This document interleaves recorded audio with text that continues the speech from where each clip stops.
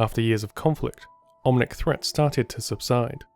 Overwatch had risen, bringing an end to the war, and creating an entire new international military organization in the process, Overwatch. On came the Golden Age, an age of peace, a chance for communities around the globe to rebuild, refocus their economies, and take advantage of the new technologies crafted during the conflict. Although the threats were gone for the majority, there was one place still dealing with assaults by the remaining Omnic forces, even during this Golden Age. While other countries got to rebuild, South Korea had to keep fighting. The only positive being that the attacks were not constant, and to some degree could be predicted. A lost stronghold continued to create all new Omnics, as humanity's technology advanced, becoming more efficient and benefits finding their way down to everyday life.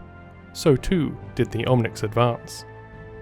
Over a decade after the Omnic crisis had ended, South Korea, with no assistance or at best limited support of Overwatch, began to struggle. Not to say their defense had been perfect, because it wasn't even close, but major incidents had been limited, until the Omnics changed their strategy. After several months without incident, a new form of Omnic appeared, known as the Guishin to South Koreans.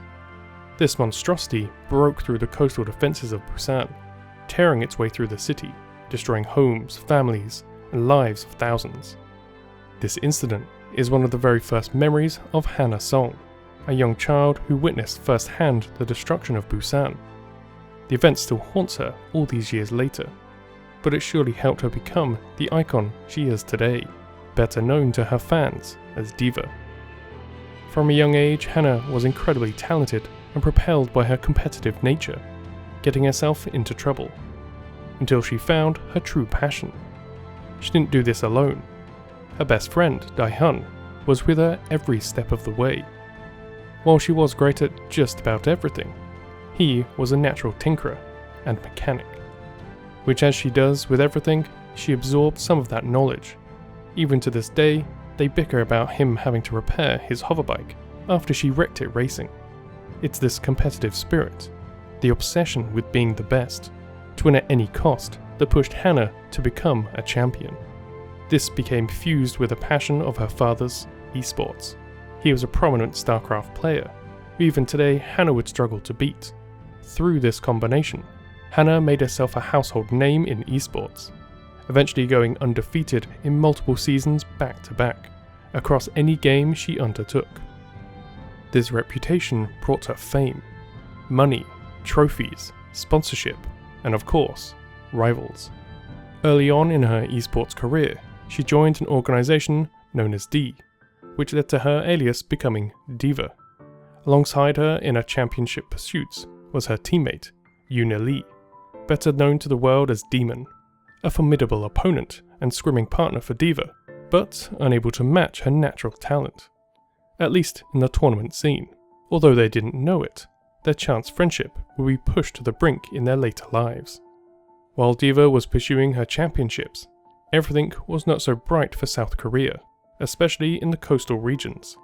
Even after the Omnic crisis had officially ended, Korea never found peace, as they never stopped being attacked.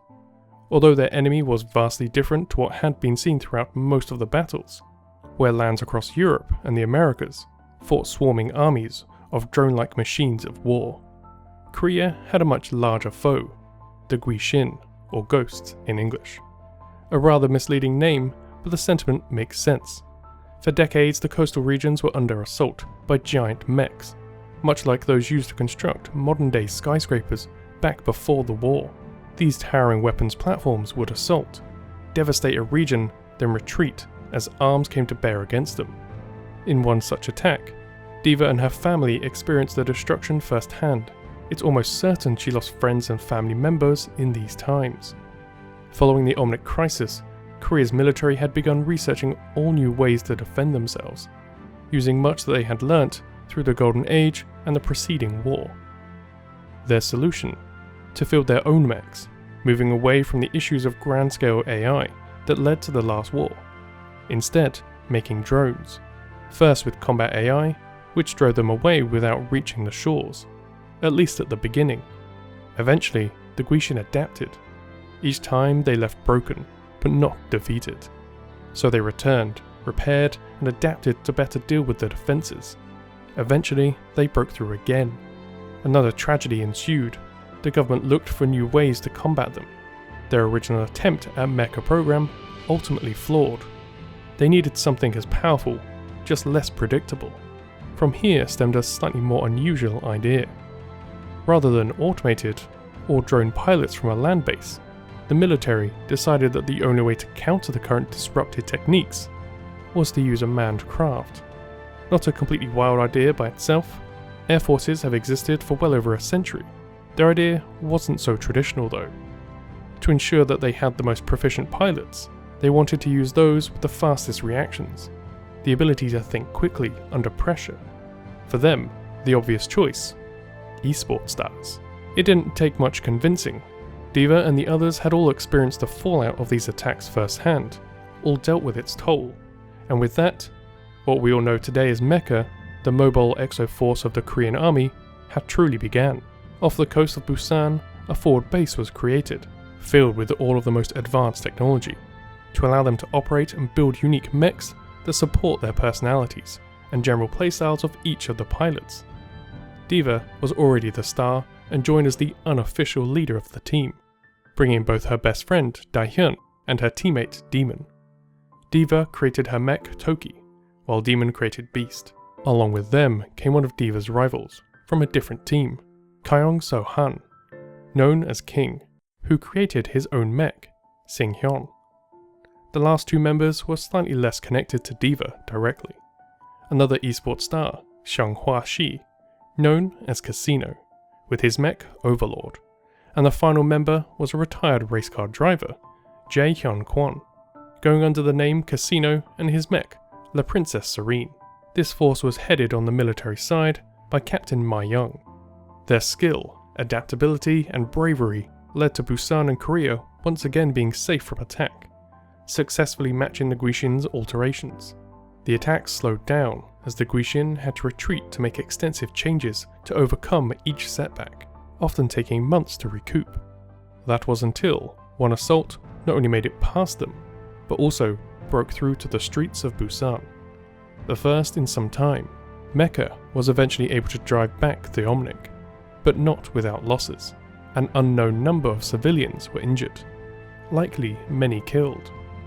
Fortunately, all pilots survived, though not unscathed, with all but one out of action for the foreseeable future, while the rest of the team had to take some time out to recover and wait for their mechs to be replaced, because either they aren't in a place to, or they didn't think they needed to main backups. Hopefully, a lesson they've now learnt. This appeared to be the end of it.